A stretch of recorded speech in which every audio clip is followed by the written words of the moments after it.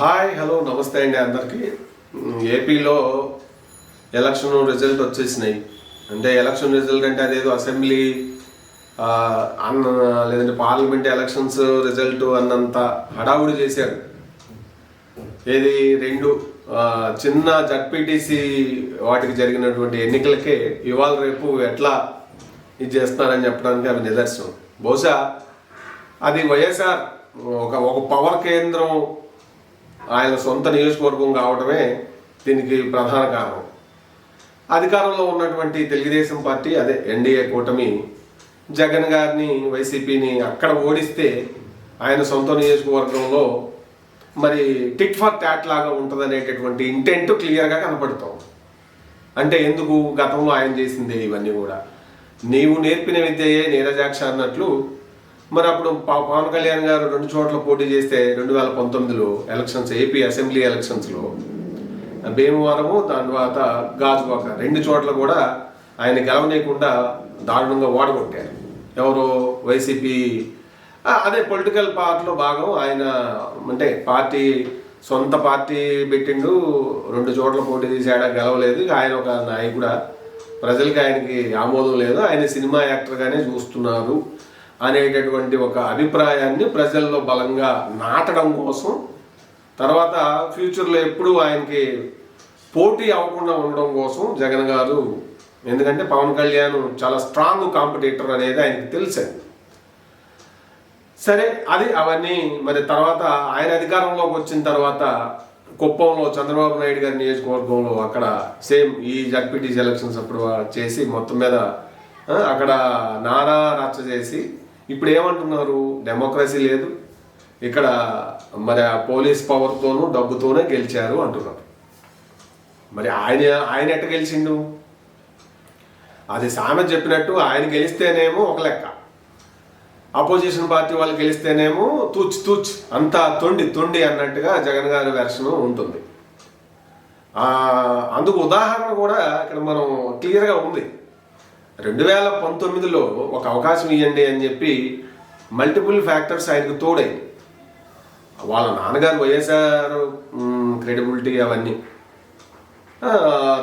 వాళ్ళ అమ్మగారు పనిచేశారు, షర్మిల గారు కూడా తిరిగారు, తెలుగుదేశం పార్టీ మీద వ్యతిరేకత, ఇట్లా అనేక కారణాలు, కర్ణుడు చావుకు 1000 కారణాలు అన్నట్టుగా ఉంటే, సరే మొత్తం మీద కొత్త అభ్యర్థికి రాజశేఖర రెడ్డి గారి అబ్బాయి నాన్న మించి చేస్తాను పరిపాలన అని చెప్పి అప్పట్లో అనేక రకాలుగా మంచి ఇది చేస్తే అవకాశం ఇచ్చి చూద్దామని చూస్తే మామూలుగా బ్రహ్మాండమైనటువంటి మెజార్టీ అది జగన్ గారు కూడా ఊహించలేదు.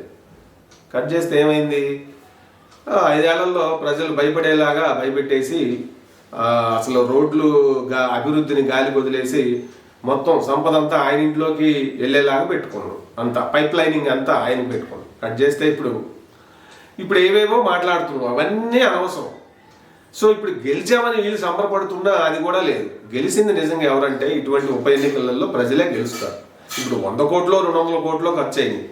నిజంగా ఈ ఖర్చు పెట్టిన వాళ్ళకి తెలిసి ఎంత ఖర్చు పెట్టారనేది, తీసుకున్న వాళ్ళకి తెలిసి ఎంత తీసుకున్నారు అనేది. అది 10,000 వరకు బలికింది ఓటు అంటున్నారు. నిజంగా 10,000 కాదు 20,000 బలకాలి.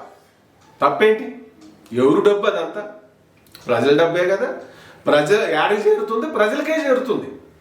పాపం ఆ ఒంటిమిట్ట ప్రజలకి అక్కడ పులివెందుల్లో వైసీపీ అభ్యర్థికి డిపాజిట్లు రాకుండా చేయాలనుకున్నారు, ఖర్చు పెట్టారు గట్టిగా. అధికారంలో ఉన్న వాళ్ళు ఖర్చు పెట్టలేదా? ఓడిపోకుండా ఉండాలి అని చెప్పి వాళ్ళు ఖర్చు పెట్టి ఉంటారు. 100 కోట్లు అటు 200 కోట్లు ఇటు ఎట్లయినా కావచ్చు. మొత్తం మీద లబ్ధి పొందేది ఎవరయ్యా ఉప ఎన్నికల్లో అంటే ప్రజలు ఒక్కొక్క ఎన్నికని ఒక్కో రకంగా చూస్తారు. ఆ సైకాలజీ మన నాయకులు చాలా తక్కువ మంది అర్థం చేసుకుంటారు అనిపిస్తుంది నాకు. ఈ ఉప ఎన్నికలను వాళ్ళు ఏదో ప్రెస్టీజ్గా తీసుకోరు. ఎవరు ఎక్కువ డబ్బులు ఇస్తే అంటే సింపుల్ లాజిక్. మనకు కొన్ని ఖర్చులు అన్నీ వెళ్తాయి. ఇంట్లో 5 మంది ఉన్నారంటే 5 బదులు 50,000 వచ్చి ఉంటాయి ఈజీగా. ఎందుకు వదులుకోవాలి? సరే ఏమన్నా వాళ్ళు కష్టపడి తెచ్చే డబ్బులా? ప్రజల సొమ్ములే. యాడ్ నుంచి వచ్చిన 100,000 కోట్లు అయితే ప్రజల డబ్బులు కాదా? కాబట్టి ఆడ 100 కోట్లు ఖర్చు అయి ఉంటే తక్కువ ఖర్చు అయినట్టు, 200 అంటే కూడా తక్కువే. ఒక 500 కోట్లు ఖర్చు అయి ఉంటే బాగుండేది. అందులో వైసీపీ ఎక్కువ ఖర్చు అవ్వాలా? ఎందుకంటే మరి పాపం వైఎస్ఆర్ ఆయన ముఖ్యమంత్రిగా ఉన్నప్పుడు మా ఆయన తర్వాత ఏదో తండ్రి ముఖ్యమంత్రిగా ఉన్నప్పుడు బాగానే ఆయన కమిషన్ రూపంలో ఇచ్చేసిండు. తర్వాత ఆయన ముఖ్యమంత్రి అయ్యాక లిక్కర్ పాలసీ అని, ఇసుక పాలసీ అని, మొత్తం డబ్బులన్నీ ఆయన ఇంట్లోకి వెళ్ళినాయి అనే ఆరోపణలు ఉన్నాయి. ఇప్పుడు లిక్కర్ ఇదిలో మెయిన్ ఆయనే అని చెప్పి మరి ఎంక్వైరీల్లో బయటకు వస్తాం. ఏదేమైనా కూడా ఈ ఉప ఎన్నికల్లో గెలిచింది ప్రజలు. దీన్ని ఏదో మేము గొప్ప, లేదంటే ఇప్పుడు దీంతో వైసీపీ అంతమైపోదు, లేదంటే తెలుగుదేశం పార్టీకి ఒక 200 సంవత్సరాల పాటు తిరుగు లేకుండా ఉండదు, ఇవన్నీ వట్టి మాటలు. ఇప్పటికీ వీళ్ళు అధికారంలో ఉన్నారు.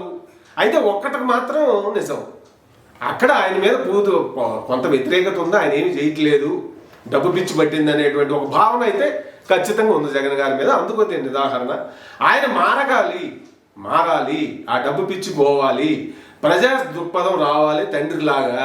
అలా వచ్చిన రోజే, అది నమ్మిన రోజే ఆయనకి అధికారానికి అవకాశం ఉంటుంది. కాబట్టి ఈ చిన్న ఎన్నికల్ని ఏదో ప్రజాభిప్రాయంగా తీసుకున్నట్లయితే అంతకు మించినటువంటి ఏది పార్టీ నాయకులు తీసుకుంటే అంతకు మించినటువంటి కామెడీ ఇంకోటి ఉండవు. వాస్తవంగా ఇక నుంచి మరి అప్పుడు పవన్ కళ్యాణ్ ఓడగొట్టి చంద్రబాబు నాయుడు కూడా కుప్పంలో ఓడగొడదామని చూశారు. నారా లోకేష్ని ఇక్కడ మొన్న ఎన్నికల్లో కూడా ఓడగొట్టేసి ఆ మెయిన్ కింగ్ పిన్స్నే కొట్టేశాం మేము, వాళ్ళకే దిక్కులేదు, ఇక మిగిలిన అంతా జీరో అన్నట్టుగా చేద్దాం అనుకున్న పాపం. అది కాదు రాజకీయం. అది రాజకీయం అంటే అవుతుంది? అదేం రాజకీయం? పరిపాలన, మంచి విధానాలు. ప్రజలు మనం పెద్ద ఇప్పుడు తండ్రిని వైఎస్ఆర్ని మళ్ళీ ఒకసారి గెలిచాక రెండోసారి వెంటనే ఎందుకు ఎంచుకున్నారు? విధానాలు సరిగా లేకపోతే చంద్రబాబును దూరం ఎందుకు పెట్టారు? అప్పుడు తర్వాత ఆయనే బెటర్ అని చెప్పి మరి 2019లో అఖండమైనటువంటి మెజారిటీ ఎందుకు కట్టబెట్టారు? ఇవి అర్థం చేసుకోవాలి జగన్ గారు. ఇవి అర్థం కానంత వరకు ఆయన ఇట్లా అమ్మతోడు నా ఇష్టం వచ్చినట్టు వెళ్ళిపోతాను అని చెప్పి, లేదంటే నేను గెలిస్తేనేమో రైటు, అదే కదా ఆయన అంటుంటాడు. ఇప్పుడు వీళ్ళంతా ట్యాంపరింగ్ చేశారు, అందుకే అన్ని సీట్లు వచ్చినాయి, మాకు అన్యాయం జరిగింది అంటాడు. మరి 2019లో 152 సీట్లు మీకు వచ్చినప్పుడు అప్పుడేం జరిగింది? అప్పుడేం మాట్లాడలేదే? అది నిజాయితీగా మీకు వచ్చినట్ట? అసలు ఇది నేను చేస్తే రైట్, మిగిలిన వాళ్ళు అంతా రాంగ్ అన్నట్టుగా చిన్నపిల్లల మనస్తత్వాన్ని దాన్నే బలంగా తర్వాత ఇప్పుడు ఇంకా ఆ ఓటమి ఇదితో ఆయన ఏం మాట్లాడుతున్నా ఆయనకే అర్థం కావట్లేదు. కాబట్టి మొత్తం మీద ఈ ఉప ఎన్నికల్లో గెలిచింది ప్రజలు. ఉప ఎన్నికలు ఎక్కడ జరిగినా ఎప్పుడు జరిగినా ప్రజలకి అదొక సంబురం, అదొక సెలబ్రేషను. కొంత డబ్బులు వస్తాయి కొన్ని వాళ్ళ ఖర్చులకి, కుటుంబ ఖర్చులకి, అంతే. అది తప్ప అబ్బా ఇది దీంతోనే అటు వైసీపీ మనం జగనన్నను గెలిపిపోతే ఆయన ఇక అసలు రాజకీయాల్లో ఆయనకి జీవితం ఉండదు అన్నట్టుగా ప్రజలు ఫీల్ గారు. అలాగే ఈ చంద్రబాబు నాయుడిని మనం గెలిపిస్తే, అలాగే జనసేనని గెలిపిస్తే, అలాగే బీజేపీ వీళ్ళ కూటమిని మనం గెలిపించేస్తే ఇంకా అసలు వీళ్ళకి 1000 ఏళ్ళ పాటు ఇల్లే ఉండిపోతారు, వీళ్ళ ఎదురు మనం డెవలప్ అయిపోతామని ప్రజలు అనుకోరు. అంతే. ఎందుకంటే ఇవాళ రేపు ఎన్నికలు, భారతదేశంలో ఎన్నికలు అంటే డబ్బులు మయమైపోయింది, వ్యాపారం మయమైపోయింది. ప్రజలకు తెలుసు అది మేము కట్టే ట్యాక్సే, అది మా సంపదే, ఈ రూపంలో ఉన్నా మాకు కొద్దిగా వస్తుంది అని అది ఫీల్ అవుతారు. సో కాబట్టి ఈ ఉప ఎన్నికల్లో 100-200 కోట్లు ఖర్చు అయ్యి ఉంటే మంచిది, చాలా తక్కువ. ఒక 500 కోట్లు 1000 కోట్లు అయ్యి ఉంటే నేను హ్యాపీ ఫీల్ అయ్యేవాడు. ఎందుకంటే అంత బ్లాక్ మనీ సర్క్యులేషన్లోకి వచ్చి ఉండేది. ఏమంటారు? మీరేమంటారు? కాబట్టి జరగాలి, ఇటువంటి జరుగుతుండాలా, ప్రజలకు చేరుతుండాలి, వాళ్ళ డబ్బు వాళ్ళకే చేరుతుంది, తప్పేం లేదు.